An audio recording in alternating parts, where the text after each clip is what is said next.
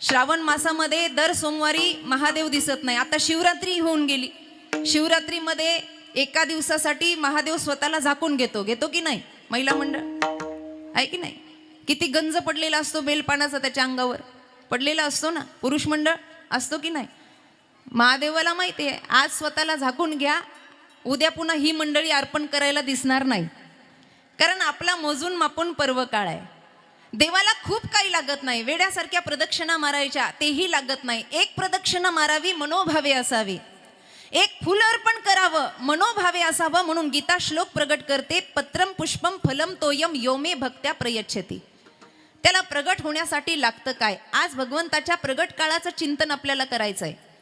कारण का? सुखाचा विचार करायचा आहे. मग हे सुख प्राप्त करून घेण्यासाठी भगवत तत्व प्रगट व्हावं लागेल. भगवंताचं अधिष्ठान प्रगट झाल्याशिवाय अत्यंत प्रकारचं सुख माणसाला प्राप्त होत नाही. कारण वेदांच्या भाषेमध्ये सुख आणि भगवंत हे एकच आहे. वारकरी संप्रदायामध्ये सुद्धा या सुखाचा आनंद अभंगातून सांगितला.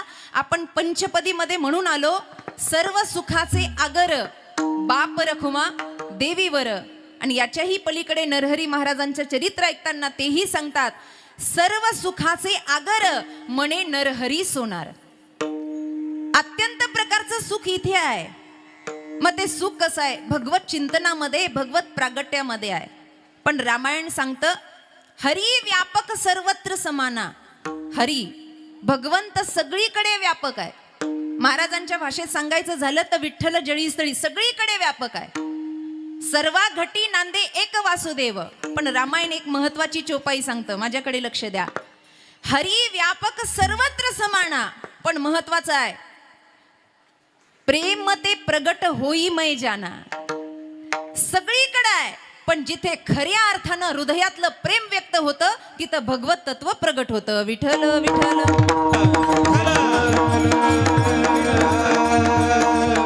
आणि म्हणून आमचे नाथ महाराज या भक्ती प्रेमामध्ये आम्हाचं प्रेमाचं सांत्वन असावं. कारण ज्ञान जर कोरं भेटलं तर मोर पिसावरचे डोळे जसे रिकामे असतात तसं हे ज्ञान रिकाम आहे. म्हणून महाराज अभंगामध्ये वर्णन करतात, भक्ती प्रेमा विना ज्ञान नको. देवा आम्हाला हे प्रेम पाहिजे. आज बघा ना, टाकरखेड्यामध्ये सगळीकडे प्रेम उदयाला आलंय. इथे अन्नदान चालू आहे, वस्त्रदान चालू आहे, भंडारे चालू आहेत, पालखीमध्ये नाचणारे तेवढेच आहेत, ज्ञानदान सुद्धा चालू आहे. या सगळ्या गोष्टी प्रेमातूनच व्यक्त होतात. रक्तदानाची वारंवार घोषणा होती आहे, ज्याला रक्तदान करायचं त्यांनी करावं. अशा उद्दिष्टानं आपल्या रक्ताची एक बूंद कुणाच्या तरी कामाला येईल, अर्थात प्रेमच आहे. अन्नदान चालू आहे. अन्नपूर्णा साक्षात या आश्रमामध्ये प्रगट झालेली आहे. भुकेलेला या आणि पोट भरून खा म्हणून अन्नदान हे प्रेमानं चालू आहे.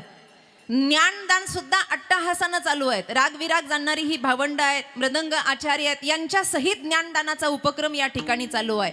प्रेम आहे, प्रेम.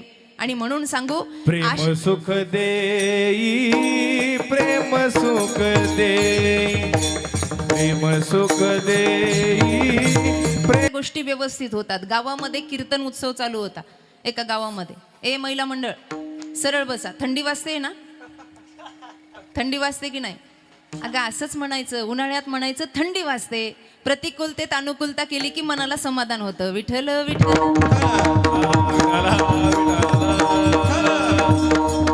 एका गावामध्ये कीर्तनाचे सोहळे होते. वेळीच माणसानं जागं व्हावं. सोहळे होते कीर्तनाचे. कीर्तन चालू होतं. घरातली सगळी मंडळी म्हणली आजीबाईला कीर्तनाला चला. आता काही काही म्हातारे एवढे आगाऊ असतात, सगळं डोकं पांढरं होतं, दातं पडायला येतात, तरी परमार्थ सुचत नाही. इथे आजीबाई चांगल्या बसल्यात, कृपाळू आहे. घरातली म्हणली कीर्तनाला चल, कीर्तनाला चल. आजीनं धन जमा करून ठेवलेलं होतं आणि आजीला वाटलं सगळं घर धुवून पुसून गेलं, मग आपल्या या सगळ्या वैभवाचं काय करायचं. खास करून जुन्या काळातलं सोनं घडवून ठेवलेलं होतं. लग्नातले काही दागदागिने एका पेटाऱ्यात भरून ठेवलेले होते. मराठी कळते ना चिनू भैया? समजती आहे? ऐका. आणि त्या पेटाऱ्यामध्ये भरून ठेवली आणि त्या पेटाऱ्यावर जाऊन बसली. कारण गल्लीतली लोकही कीर्तनाला गेली. म्हातारीला वाटलं पेटारं जर उघडून घेतलं तर आपल्याला झोप लागल्यानंतर, म्हणून ते सगळे दागदागिने त्या पेटीमध्ये ठेवले, त्याच्यावर जाऊन बसली. काही नाही घेणं देणं, बस आम्हाला हे सगळं भेटलं पाहिजे. कीर्तन इकडे रंगात आलं आणि आणि कीर्तन रंगात आलं म्हणून शेजारच्या गावातल्या चोरांना माहित होतं सगळी लोक कीर्तनाला जातात. आता चोर त्या घरामध्ये घुसली महाराज. दारं लोटायला लागली तशी तशी म्हातारी त्या पेटाऱ्यावर अशी जखडून बसली, आखडून बसली, स्वतःचे सगळे अवयव अंकुंचित केलेत आणि त्याच्यावर जाऊन बसली. थडथड थडथड थडथड उडते. आता माझं कसं होईल. दरवाजा तोडला, तोडून ती चोर आतमध्ये आली. बरोबर म्हातारी गाठली व चोरांनी आणि सापडल्याबरोबर म्हातारीला उठवलं आणि म्हणे आजे सरक म्हणे आम्हाला हे सगळं घेऊ दे. आजी म्हणली माझा जीव गेला तरी घेऊन देणार नाही. अगं म्हणे सगळे कीर्तनाला गेले ना, झालेत ना केस पांढरी, जा की म्हणे कीर्तनाला. आजी म्हणली जीव गेला तरी हे सोडून कीर्तनाला जाणार नाही. चोर लय आगाव होते. चोर एवढी आगाव, ते पेटारं उघडलं आणि सगळे दागिने म्हातारीच्या अंगावर घातले. काय केलं, सगळे दागिने म्हाताऱ्या आजींच्या अंगावर घातले आणि अंगावर घातल्यानंतर त्या आजीच्या खोलीमध्ये 2-3 बांबू असे उभा केलेले होते. बांबू कळतात का, बांबू कळतात ना, शाबाश. ते बांबू असे उभे केले, त्याची तिरडी बांधली आणि म्हातारीला त्याच्यावर झोपवलं चोरांनी. आगाऊ महाराज. आणि तशीच्या तेच तशी तिरडी, राम बोलो भाई राम बोलो, राम नाम सत है, राम बोलो भाई राम बोलो. म्हातारी म्हणायची अरे सगळं देते पण तिथून येऊ नका. आजीबाई म्हणायची का, घरच्याला माहित नाही माझ्याकडे एवढं आहे म्हणून. सगळं देते पण तिथे नेऊ नका. शेवटच्या वेळेला भाकरी काही सुनबाई खाऊ घालणार नाही. तिरडी महाराज तिथे नेली. सगळ्या देखत लोकांना देखत म्हातारी म्हणायची अरे दाखवू नका रे, सगळं देते तुम्हाला, सगळं देते. आता खरं घातलेलं होतं पण बसलेल्या लोकांना ते खोटं वाटायचं महाराज. तेवढ्यात आजीबाई म्हणायची अरे हसू नका रे, हे सगळं खरं आहे, अरे हसू नका, हे सगळं खरं आहे. वेळ अशी आली महाराज, इतकं सुंदर सोनं होतं पण सगळ्या देखत प्रदर्शित होऊन सुद्धा लोक त्या तिरडीवर झोपलेल्या म्हातारीचं हसू उडवत होते. याचं कारण एवढं, जे खरं आहे ते जपलं नाही आणि खोट्याचं प्रदर्शन करत राहिलं. जीवनात एक दिवस असा येतो की माणसाच्या अख्ख्या आयुष्याचा तमाशा होतो. विठ्ठल विठ्ठल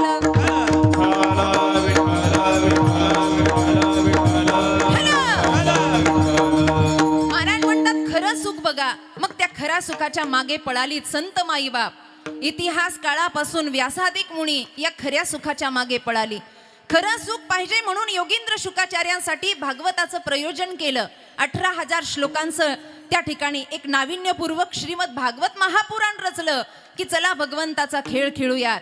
असं करता करता ही सगळी साधू मुनी म्हणली देवा आता तुझा खेळ कुठपर्यंत रंगाला यायचा. तुझं जे निर्गुण निराकार रूप आहे त्या रूपाचं जर सगुण साकारामध्ये परिवर्तन झालं तर आमच्या अंतकरणाला खरं सुख आहे. ते रूप आम्हाला बघायचंय. भगवंतानं सगळ्या संत समुदायाला एकत्र केलं आणि सगळ्याला सांगितलं अरे ऐका, ते रूप जर तुम्हाला बघायचं असेल ना तर तुम्हाला द्वापरापर्यंत वाट बघावी लागेल बरं का. कारण का, वाट बघितल्यावर भेटणाऱ्या वस्तूचा, वाट बघितल्यावर भेटणाऱ्या व्यक्तीचा एक आगळा वेगळा आनंद असतो. बरोबर आहे की नाही. एखादा कार्यक्रम असतो मोठ्या व्यक्तीला आपण निमंत्रण देतो. साहेब कुठपर्यंत आले, साहेब कुठपर्यंत आले, आपण सारखे फोन करत असतो आणि मुद्दामून तो व्यक्ती वेळ लावत असतो. कारण का, वेळ लावून गेल्यानंतर जाणाऱ्या व्यक्तीचं महत्व वाढत असतं. सगळी लोक म्हणली देवा आम्ही किती युग झाले रे वाट बघतोय तुझी. भगवंत म्हणला आलो आलो, थांबा, येतो बरं का, येतो.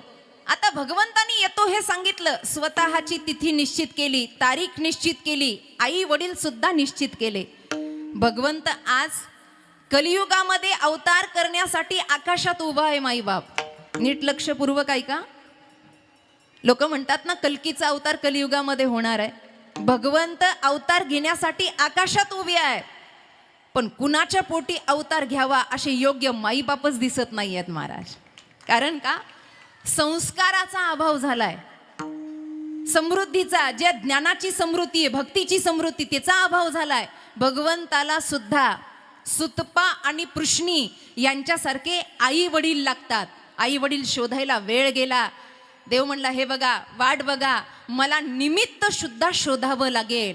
मग भगवंताने येण्यासाठी निमित्त शोधलं. ते निमित्त स्वतः भगवंत गीतेमध्ये सांगतात, यदा यदा हि धर्मस्य ग्लानिर्भवति भारतम अभ्युत्थानाम धर्मस्य तदात्मानं सृजाम्यहम. या ठिकाणी अधर्म वाढला पाहिजे, धर्माला ग्लानी आली पाहिजे, साधूंवर अत्याचार होतात अशा वेळेला मला दम निघत नाही. या सगळ्या गोष्टीसाठी मी येत असतो. म्हणून धर्म रक्षावया अवतार घेसी, आपुल्या पाळीसी भक्तजना. असा न्याय त्याचा आहे. बरं, सगळं ठरलं महाराज, पण आता भगवंताच्या येण्याचं कारण सिद्ध झालं पाहिजे.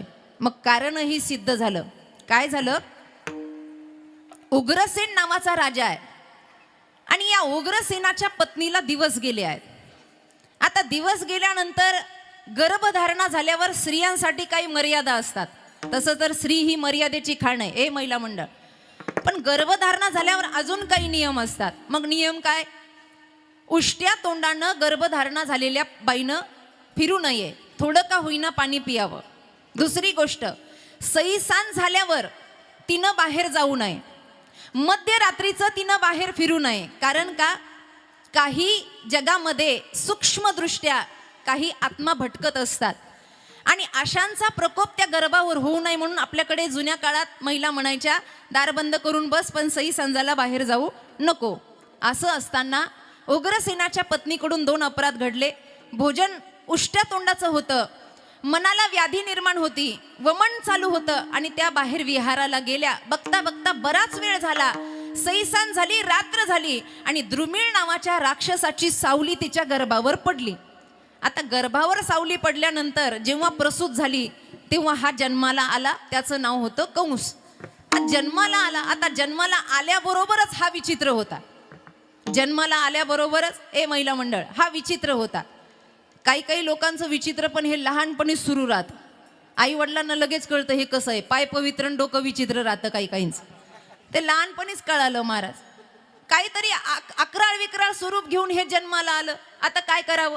त्या उग्रसेनानं सगळे ब्राह्मण एकत्र केले आणि ब्राह्मणांना सांगितलं, हे बघा म्हणे, उपनिषद गा, वेद गा, पण याच्यात काही परिवर्तन करता आलं तर बघा. ते म्हणले आता काही करता येत नाही. आता प्रसूती झाली म्हणले बाळ बाहेर, आता काय करणार आहे म्हणे. वेद गायले, उपनिषद गायली, पुराण गायली, काही फरक नाही. मग काय केलं उग्रसेजीनं? त्या बाळाला पाण्यामध्ये सोडून दिलं महाराज. आता पाण्यामध्ये सोडून दिल्यानंतर त्याचा सांभाळ केला शूरसेनानी आणि शूरसेनानी सांभाळ करून लहानाचं मोठं केलं आणि मोठं झाल्यावर या लेकराला कळलं आपल्या बापानं पाण्यात टाकलं. हे बापाच्याच मागे लागलं महाराज, बापाच्याच मागे लागलं. विकृती तेव्हापासून सुरू झालेली आहे. ते म्हणलं या बापाला मी सोडणार नाही. त्यानं मोठं झाल्यावर त्याला कारागृहामध्ये टाकलं स्वतःच्या बापाला. आता एवढं झाल्यावर सुद्धा पाप वडत नाही. काय करावं? वसुदेवांकडे गेलेले आहेत. चुलत बहिणीवर नितांत प्रेम आहे. तिचं नाव आहे देवकी. एवढं प्रेम आहे, एवढं प्रेम आहे, जिव्हाळा आहे. आणि जिव्हाळा असताना त्या ठिकाणी हिचा विवाह कोणत्या एकनिष्ठ सत्यवादी पुरुषाशी करून द्यावा, मुलीचं घर चांगलं बसावं म्हणून वसुदेवांची निवड केली. आता वसुदेवांचा विवाह झाला. सगळी रचना आपल्याला ठाऊक आहे. मग ती आकाशवाणी झाली. देवकीचा 8वा गर्भ तुझा काळ असेल वगैरे वगैरे झालं. तलवार काढली आणि देवकीच्या घशाला लावली. वसुदेवानं सांगितलं, हे बघ, माझ्यावर तुझा विश्वास आहे ना, 8वा गर्भ जर तुझा काळ असेल तर अगोदरच्या बाळांनी तुझं काय केलंय, मी तुला वचन देतो, त्या ठिकाणी 8वा गर्भ जन्माला आला की मी तुझ्याकडे आणून घालेल. महाराज दोघांनाही सोडून दिलं. सोडून दिल्यानंतर देवतांची सभा भरली आणि सभा भरल्यावर त्यामध्ये विचार झाला, पापाचा घडा जर लवकर भरला नाही तर भगवंताला प्रगट होता येत नाही. मग काय करावं? आले महाराज नारायणाचं भजन करत, नारायण नारायण श्रीमन नारायण नारायण नारायण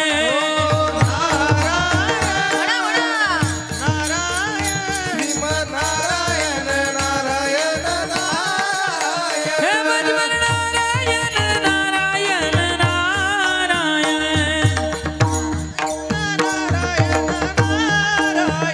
श्रीमन नारायण नारायण नारायण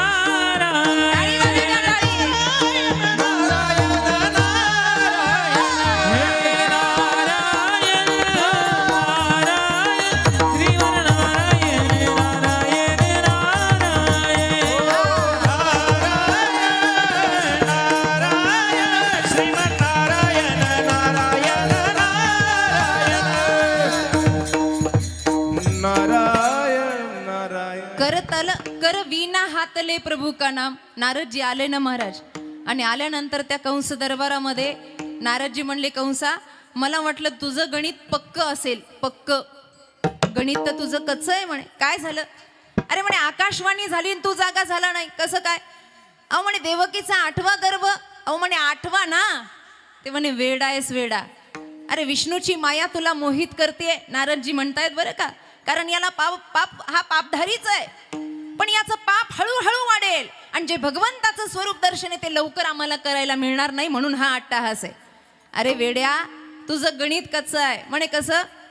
अरे वरून जर मोजत आलं तर खालचा आकडा 8 आहे, पण खालून जर मोजत गेलं तर वरचा आकडा.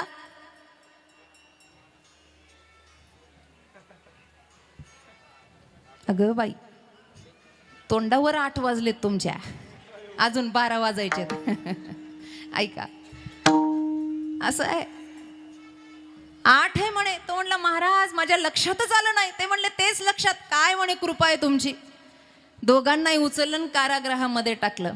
आता बघा, वसुदेव देवकी हे जीवात्मे आहेत, यांच्या ठाई भगवंताबद्दल श्रद्धा आहे, पण ही श्रद्धा षडविकार झाल्याशिवाय, षडविकारांचा त्याग केल्याशिवाय परिपक्व होत नाही. म्हणून काय झालं, 6 मुलं गेली महाराज देवकीची, त्या कंसानं 6 वधित केली. षडविकार गेले आहेत. सप्तम ठाणी आली योग माया, त्या ठिकाणी तो गर्भ गेला. आता काही नास्तिक लोकांच्या लक्षात येत नाही, पण रोहिणीच्या गर्भामध्ये तो स्थित झाला. ताऊ भैया म्हणजे बळीरामजी यांचा अवतार झाला, आणि मग अष्टम स्थानी असल्यानंतर देवकी मातेच्या मुखकमलावरचं तेज वाढायला लागलं, भगवंताचा अनुग्रह व्हायला लागला, कारण विकृती जीवनातली गेली. आता वर्णन असं केलेलं होतं की येणारा आहे तो काळा येणार आहे. आएगा भाई आएगा, काला काला आएगा, असं होतं. काळा काळा काळा रंग देवाला फार आवडतो महाराज. काळा, लगेच शेजारणीकडे पाहू नका कोण काळं बसलंय म्हणून. आएगा भाई आएगा. आणि म्हणून हे जेवायला बसलं ना, भाजीमध्ये जिरा जरी काळा दिसला तर हे भाजी फेकून द्यायचं. याला इतकी काळ्याची भीती वाटायची. रात्र काळी घागर काळी यमुना जळही काळे, त्या काळ्या रात्रीची भीती वाटायची. कितीतरी रात्र हा कंस झोपलेलाच नव्हता महाराज. भगवंतांनी स्वतःसाठी अष्टमी 8 कसा आहे, असा वाकलेला आहे थोडासा. तुलसी इस संसार को क्यों ना त्यजत निशंक, घटत घटत जात है जैसे 8 का अंक. 8 हा संसार आहे तो त्याजायचा असतो. भगवान श्रीकृष्णाचं वर्णन करायचं असतं, विचार ऐकायचे असतात, आणि आचरणीय भगवान श्रीराम करायचे असतात. अष्टमी निवडली महाराज, सगळ्यांना घोषित केलं. आता सगळे वाट बघतायत. सगळे म्हणजे कोण? आकाशातले देव वाट बघतायत, यमुना जळ वाट बघताय, धरणी माता वाट पाहते आहे. जे जपी तपी ऋषी झाले होते ते गवळणीच्या स्वरूपामध्ये सगळे वाट बघतायत. गाया वाट बघतायत, पर्वत वाट बघतायत. राम अवतारामध्ये पर्वत उचलला होता द्रोणागिरी हनुमानजींनी. त्यावेळेला त्याला वचन दिलं होतं, ऐक म्हणे तुला आत्ता उचलतो, तुला याच्यातही समाधान नसेल तर भगवान श्रीकृष्णाचा एक अवतार होईल, त्यावेळेला तू गोवर्धन असशील आणि त्यावेळेला तुला उचलण्यासाठी भगवंताचा अवतार होईल. विठ्ठल विठ्ठल.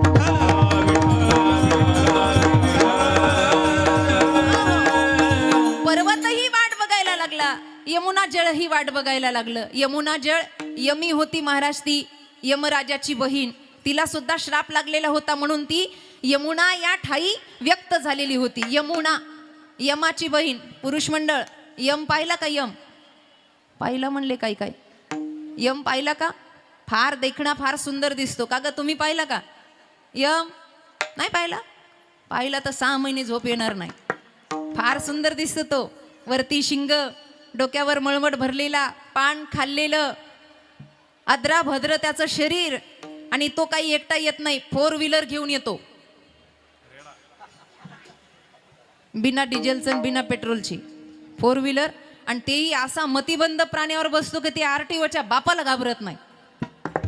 ते म्हणतं इकडून गाडी घे. गाडी चालवणाऱ्यांना माहिती आहे यार तो रेडा कसा आहे म्हणून. अशाच्या पाठीवर येतो महाराज.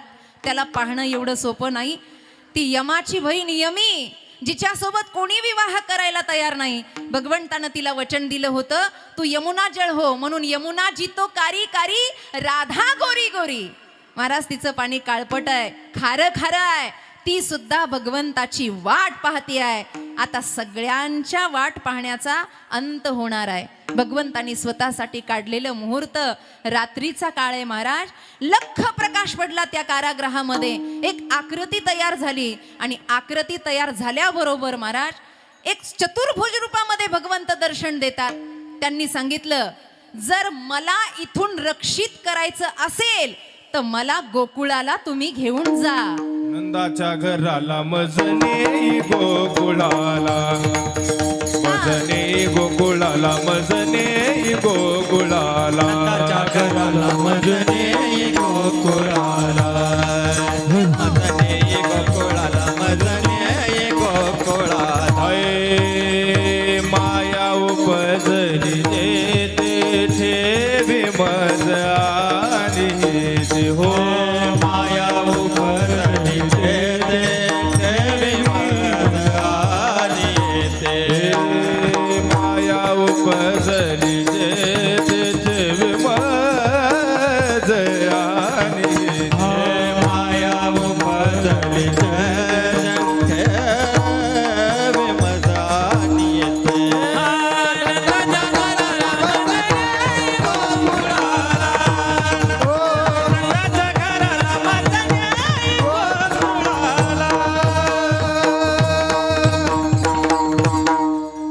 नंदाच्या घराला मज नेई गोकुळाला. अहो म्हणे हे सगळे बंधन आहेत, आता कसं उठायचं? काही हरकत नाही म्हणे. भगवंत हा बंधनातून बाहेर काढणार आहे. भगवत तत्व हे मोहातून बाहेर काढणार आहे. सर्व बसलेली मंडळी नीट ऐका. आपण थकलात, पण थकून सुद्धा या सुखाची प्रसाद घेण्यासाठी आपण बसला आहात तर नीट ऐका. भगवंताचा स्पर्श झाल्याबरोबर बंधनं तुटून पडली महाराज. त्या ठिकाणी बंधनं तुटली. भगवंताला घेतलं, वसुदेवजी निघाले. रस्त्यामध्ये यमुना माईला दर्शन दिलं. आता गोकुळामध्ये प्रवेश केला. तिथं सुनंदा रात्रभर जागी आहे, पण महाराज योग माया प्रगट झालेली होती. आणि जिथे माया प्रगट होते तिथं भल्या भल्यांना झोप लागते महाराज. मायेचा खेळ हा काही साधा नाही आहे. माया प्रगटली की सगळे झोपतात. अनादी कालाच्या संसार सुखामध्ये झोपतात. त्यांना जाग करण्यासाठी तुकोबांना यावं लागतं. त्यांना जाग करण्यासाठी माऊलींना यावं लागतं. नवे नवे त्यांना जाग करण्यासाठी गुलाब बाबा सारख्या संतांना यावं लागतं. बाबा यावं लागतं, उठा म्हणावं लागतं. आज महाराष्ट्राच्या कान्याकोपऱ्यामध्ये वेगवेगळ्या अवस्थेत संत जन्माला आले. याचं एवढंच कारण होतं. जागे व्हा, उठा, उठ जाग मुसाफिर भोर भई, अब रैन कहा जो सोवत है, जो सोवत है सो खोवत है, जो जागत है सो पावत है. मायेचा अवतार झाला. त्या ठिकाणी योग मायेला ठेवलं, मायेला घेतलं, भगवंताला रक्षित केलं आणि मायेला घेऊन निघाले. आता माया आली म्हणल्यावर पुन्हा बंधनं आली. गोकुळाच्या सुखाचं प्रयोजन आहे महाराज. बाळांतपणाच्या वेळेला झोप लागेल का हो? पण यशोदा माई सुद्धा गाढ झोपेमध्ये आहे. योग निद्रा तिला सुद्धा झोपवते आहे. पण अशा वेळेला भगवंतानं इशारा केला आणि खडकन त्या सुनंदेला जाग आली आणि तिनं सांगितलं, अगं यशोदे उठ, अगं उठ, गोजीरवानं बाळ जन्माला आलं. इतका सुंदर सोहळा त्या गोकुळामध्ये झाला. अभंगाच्या प्रथम चरण. गोकुळीच्या सोका, गोकुळीच्या सोका, गोकुळीच्या सोका, गोकुळीच्या सोका, गोकुळीच्या सोका, गोकुळीच्या सोका, गोकुळीच्या सोका. अंतपर नाही लेका, वा वा वा. अंतपर नाही लेका, अंतपर नाही लेका, अंतपर नाही लेका. बाळकृष्ण दागा रे,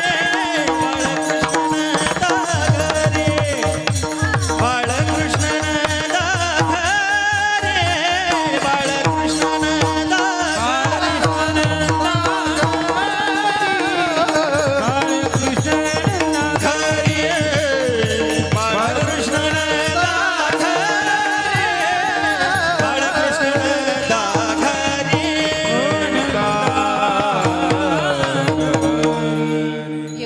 गाजा वाजा झाला महाराज तिकडे गोकुळीच्या सुखा. आजही कृष्णाष्टमीला तिकडे लोणी वाटल्या जातं. ए माईबाप लक्ष द्या, आजही लोण्याचे गोळेच्या गोळे फेकून मारल्या जातात. आनंद उत्सव साजरा झाला.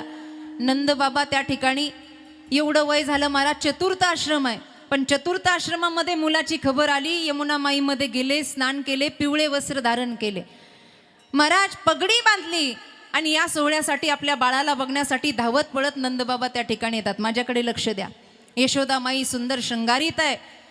चारही बाजूने दरवाजे ठप्प झाले आणि घर दाटून गेलं महाराज नंदाचं. एवढा मोठा वाडा आहे पण सगळीकडे गर्दी आहे. फक्त का, जगातलं सगळ्यात मोठं सुख जे आहे ते सुख आम्हाला बघायचं आहे. गोकुळीच्या सुखा अंत पार नाही लेक. सुखाला पारावार नसतो महाराज. म्हणून परमार्थिक सुखाला प्रतिभाषित शब्द दुसरा नाही आहे. संसारिक सुखाला दुःख हा शब्द आहे, पण परमार्थिक सुखाला प्रतिभाषित दुसरा शब्द नाही आहे. कारण का, हे परमार्थिक सुख एकदा आलं, एकदा परमार्थिक आनंद आला तर त्या माणसाच्या जीवनात पुन्हा कधीच दुःख होत नाही. त्याला म्हणतात भगवान श्रीकृष्ण. पुन्हा कधीच, मग ते गुरु रूपानं येईल किंवा संत रूपानं येईल. आप सभी लोग यहाँ आए हो पर राष्ट्र से, आप सभी को धन्यवाद है. हमारे नीलेश भाई बोले कि थोड़ा सा हिंदी भी बोला करो कि आप सबको समझ आए. तो चलो एक बार भजन करेंगे बाबा का. उन्होंने तो बोला था कि बाबा के भजन में सब मंत्रमुग्ध हो जाते हैं. आप भाग्यवान हो, भाग्योदयेन बहु पुण्येन समर्जितेन. आप अच्छे सानिध्य में हो. सबसे बड़ा भाग्यवान कौन होता है, थोड़ा सा बताती हूँ.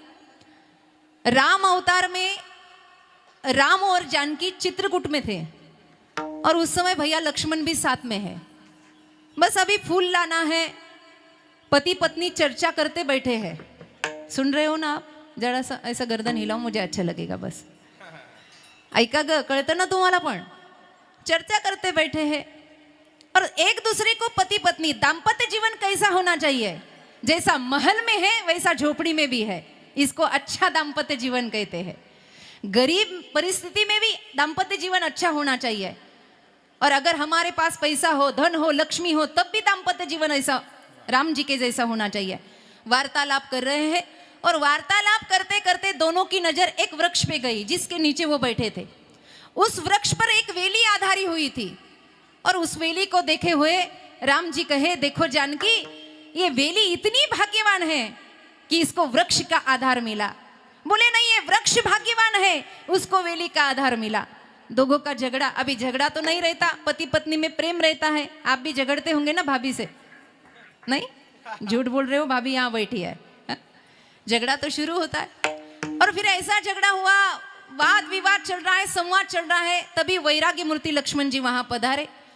दोनों ने समझा अब हम दोनों को कुछ समझ में नहीं आ रहा है, तो इससे पूछे कि क्या है.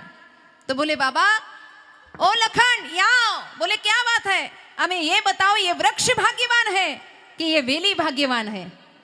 लक्ष्मण जी बोले, भैया के साइड से बोलेंगे तो भाभी दुखी हो जाएगी, भाभी के साइड से बोलेंगे तो भैया दुखी हो जाएंगे. अभी ऐसा लगाव करना है कि दोनों को भी एक जगह रखना है. तो बोले, भैया देखो राम जी, ना वृक्ष भाग्यवान है, ना वेली भाग्यवान है, ना राम भाग्यवान है, ना सीता भाग्यवान है. इन दोनों की छाव में रहने वाला लक्ष्मण भाग्यवान है. वाह वाह, क्या बात है. तो ऐसे है, आप गुला बाबा के सानिध्य में हो तो आप इस जग के सबसे बड़े भाग्यवान हो, है ना. तो इस भाग्य के लिए एक बार बाबा का भजन हो जाए. गोपाला गोपाला देवकी नंदन आहा, गोपाला सर्वांनी वर द्या. गुलाब बाबा गोपाला जय हो.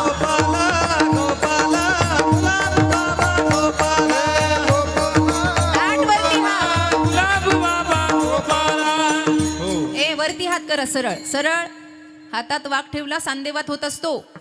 सरळ करा, सरळ. ताट सरळ सरळ. हां, आणि फक्त हात वरती करायचे नाही, मुखानं म्हणायचे, मला आवाज आला पाहिजे. म्हणा महाराज. गोपाला गोपाला गुलाब बाबा गोपाला. म्हणा.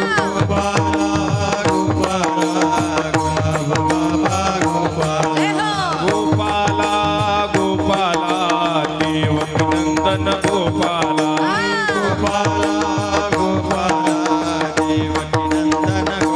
हे गोपाला गोपाला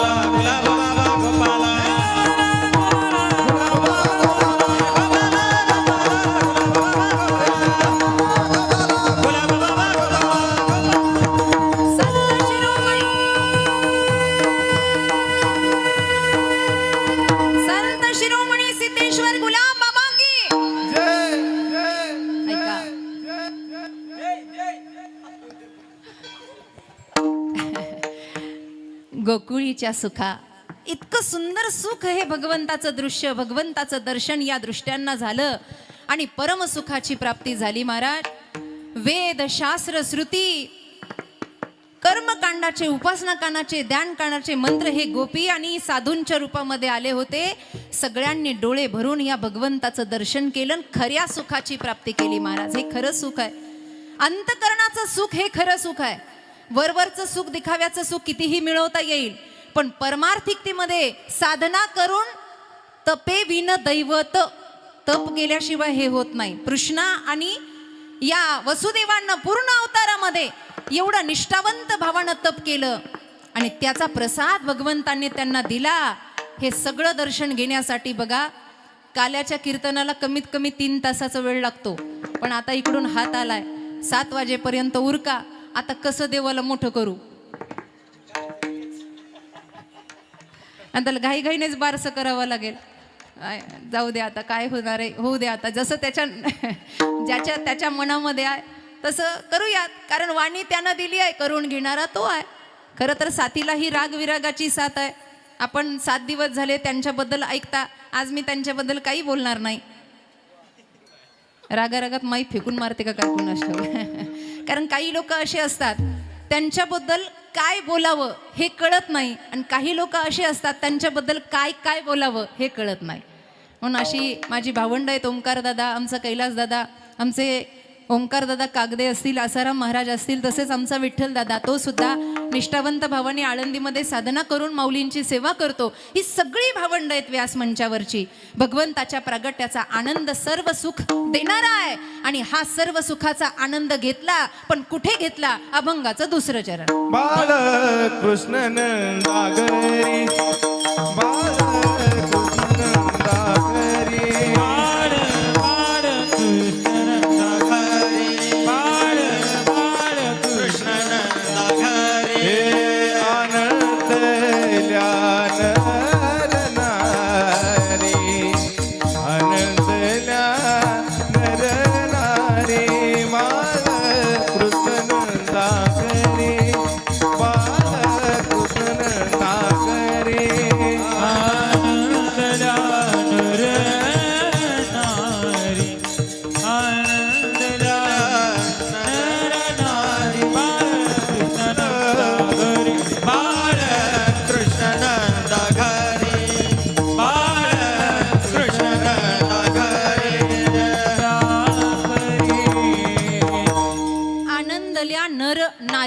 आता ही नर नारीची एक विकृती आहे बाबा, ही विकृती आहे. खरं तर जगासाठी, सत्पुरुषांसाठी नर आणि नारी हे नारायण स्वरूप आहे. पण या ठिकाणी नर आणि नारी या विकृतीला वर्णित करत असताना महाराज म्हणतात ही उपाधी आहे. पण या सगळ्यांना आनंद झाला, मन भरून आनंद झाला. भगवंताच्या स्पर्शानं, भगवंताच्या दर्शनानं मनातला सगळा मळ निघून जातो आणि मनुष्य एका विशिष्ट प्रकारच्या आनंदाला प्राप्त होतो. वरवरची भाषा वेगळी, अंतकरणातला आनंद वेगळा. ए माईबाप, वरवरची भाषा वेगळी. काही काही लोकांना बघा, विचारलं ना तुमचं कसं आहे, हा बरं आहे म्हणतात, मजेत आहेत, मजेत आहे. तोंड पडलेलं असतं पण हातात दाखव, मजेत आहेत, बरं आहे. काय आसाराम महाराज बरं आहे म्हणतात, बरं आहे, बरं आहे. हा, त्याच्यामुळं सांगितलं ना, ते आठवलं मला. कीर्तन होतं 15 दिवसापूर्वी आणि ते कीर्तनात आले, म्हणलं काय दादा बरं आहे? ते म्हणले बरं आहे, फक्त गाडी पलटी झाली, बाकी काही नाही, बरं आहे म्हणले. म्हणलं गाडी पण कसं, बरं आहे सगळं. मी म्हणलं एवढा आनंद? ते म्हणले मी वाचलो, याच्यापेक्षा मोठा आनंद काय? विठ्ठल विठ्ठल.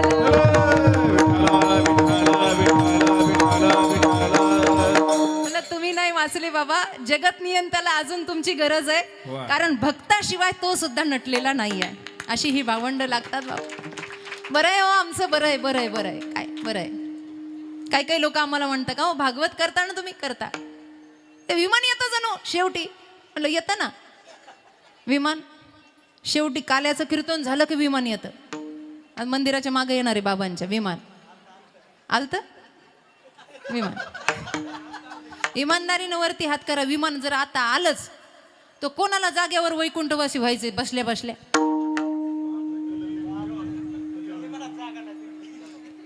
अगं बाय, खरंच विमानात बसायचं तुम्हाला? इतके वैतागले तुम्ही संसारात? कुंभमेळा तर इथंच भरला ना गोपाल दादा, सगळा कुंभ इथेच भरलेला. एका व्यक्तीला देव प्रसन्न झाला म्हणे. आपल्या मनाची खुंटता इथेच गोटाळते सगळी. नीट ऐका, थोड्या वेळात संपवायचंय, नीट ऐका. मला आनंद सांगायचा आहे फक्त. आनंद याच मृत्यू स्वर्गीची आम्हाला इच्छिता ती देवा, मृत्यू लोकी व्हावा जन्म आम्हा. ए भावंडांनो ऐका, उपजोनी या पुढती येऊ काला खाऊ वैकुंठी तो ऐसे नाही. हे सगळं सुख इथे आहे, पण तरी सुद्धा बोलता बोलता काही लोक म्हणतात, महाराज काही नाही, आता गंगेत घोडे नाले सगळं झालं, आता बस विमान यावं आणि वैकुंठाचं बोलावणं यावं आणि आमची जायची तयारी लगेच आहे, आम्ही लगेच निघणार. बघा बरं का सगळ्यांचा. एकाला देव प्रसन्न झाला आणि विमानच घेऊन आला. ए बडबड करणं, नीट ऐका. ज्यांना जायचंय त्यांनी तर नीटच ऐका. देव आला आणि म्हणतो, म्हणला चल, म्हणला आता तुला तुझी तयारी झाली आहे विमानात बसून, चल आता चल. म्हणल्यानंतर यानंही घाई केली, पण तो म्हणला, देवा माझी एक अट आहे. म्हणला नीट ऐका, माझी एक अट आहे. अट मरायच्या वेळेला अटी असतात का हो उमराव महाराज? मरायच्या वेळेला अट असते का? नसते ना. मरायचं आहे आता, आता कसल्या अटी आहे? बरं अट घालून पुन्हा काय होणार आहे? मरायच्या वेळेला अटी नसतात. देव म्हणला, तरी पण तुझी अट आहे ना? हा काय आहे? काय नाही म्हणला. हा ऐका, माझ्याकडे लक्ष द्या. तो म्हणला माझी एकच अट आहे. म्हणला काय? आपल्याला एकट्याला काही वर करमणार नाही बुवा. आपल्याला म्हणजे आपल्याला एकट्याला काही वर करमणार नाही. मग जेवढे भजन गायला, जेवढे चाल म्हणायला, जेवढे वाजवायला, जेवढे फुलाच्या माळी अर्पण करायला, जेवढे व्यवस्था करायला घाबरून बसताना जेवढे सगळे होते म्हणे, या सगळ्यांना घेऊन मला विमानात. ते म्हणला, देवा जागा पुरण ना? देव म्हणला, अरे अख्खं गावच्या गाव बसेल म्हणे विमानात, भरपूर जागा आहे म्हणे, तू फक्त तयारी कर म्हणे. देव म्हणला, वेड्या, विमानात जायचं सगळे म्हणतात, पण ऐन वेळेला कोणी येत नाही. देवा म्हणे, तू खोटा आहे, हे आपल्याला पटलं नाही म्हणे. आपले साथीदार असे पक्के आहेत म्हणे. चला म्हणलं. अहो मला रोज म्हणतात, काकडा झाला की काही नाही, सगळं झालं, आता जायची वेळ आहे. गाथ्याचं पारायण झालं, सगळं झालं, आता जायची वेळ आहे. देव म्हणलं, प्रयोग करून बघ, मी थांबतो. हे सकाळीच गेलं महाराज गावात. आणि गावात गेल्यानंतर पहिलीच थाप यानं ब्राह्मण वाड्यावर मारली. दरवाज्यावर थाप मारली आणि विचारलं, काका, ओ काका. दार उघडलं. काय रे बाळा? काका विमान आलंय म्हणे, साक्षात नारायण आले, चला ना म्हणे काका. काका म्हणले, बाळा तू जा बर का, ही संधी सोडू नको, तू जा, माझ्या लेकीचं बाळातपण आहे, मला येता येणार नाही. कोण म्हणलं? ए वर हात करणाऱ्या. काका म्हणले, दुसरा दरवाजा वाढवला, माळी बाबांचा. माळी बाबांचा दरवाजा वाजवला. ओ माळी बुवा, दरवाजा उघडा. म्हणे काय? फुलांच्या माळा रोज तुम्ही देता ना?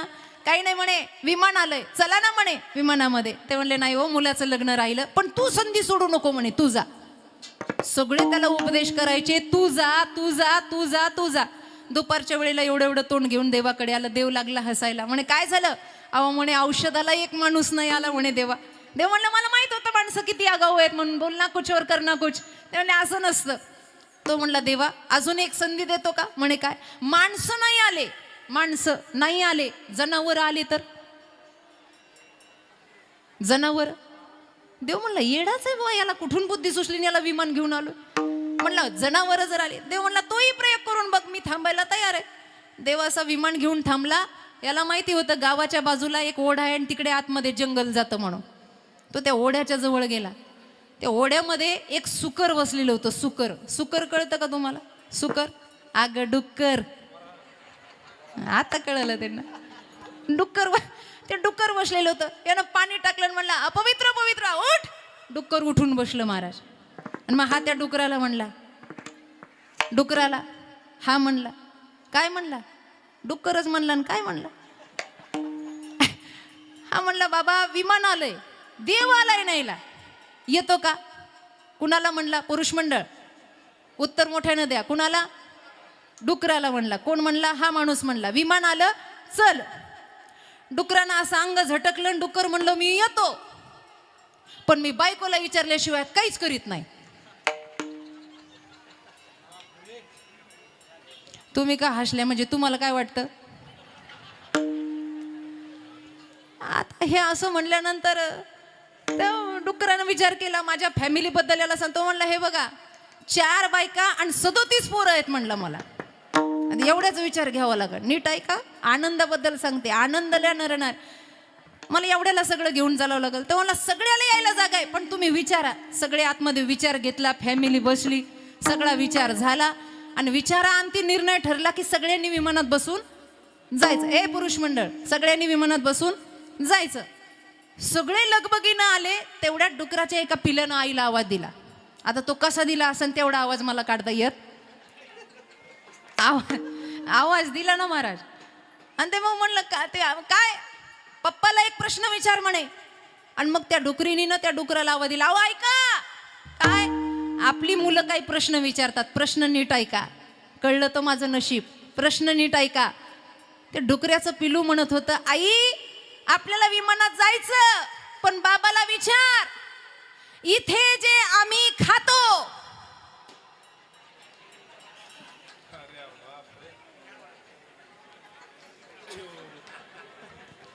विमानात जायची वेळ आली तरी वृत्ती सुटत नाही. जीवनाला आनंद कसा होईल, वा. आनंद घेण्यासाठी वृत्ती सोडावी लागते. तेव्हा आनंदल्या नरनारी. महाराज हा आनंद होतो.